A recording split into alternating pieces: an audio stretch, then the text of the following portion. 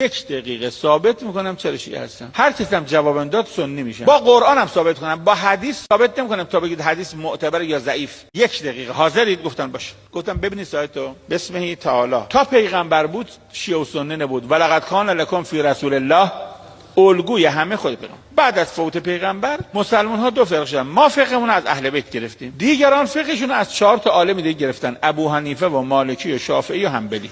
من که فقه ما از اهل بیت گرفتم 3 تا آیه دارم. قرآن راجب اهل بیت میگه یطهرکم، هیچ کنه گفته یطهرکم مال ابو حنیفه یا شافعی یا مالکی یا حنبلی، نه شیعه گفتن سنی. پس من یطهرکم دارم، یعنی معصومن. 2 اهل بیت قرن اول بودن. 4 تا عالم شما ابو حنیفه و شافعی و مالکی قرن دوم هجری از مادر متولد شدن. ما یه قرن جلوتریم. قرآن میگه والسابقون السابقون. 3 تمام اهل بیت شهید شدن. یکی از آیت الله شما شهید نشد.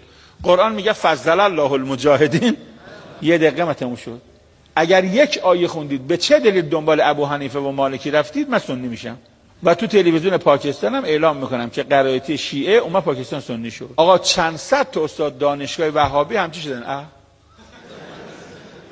ما حرف داریم و استدلال هم داریم.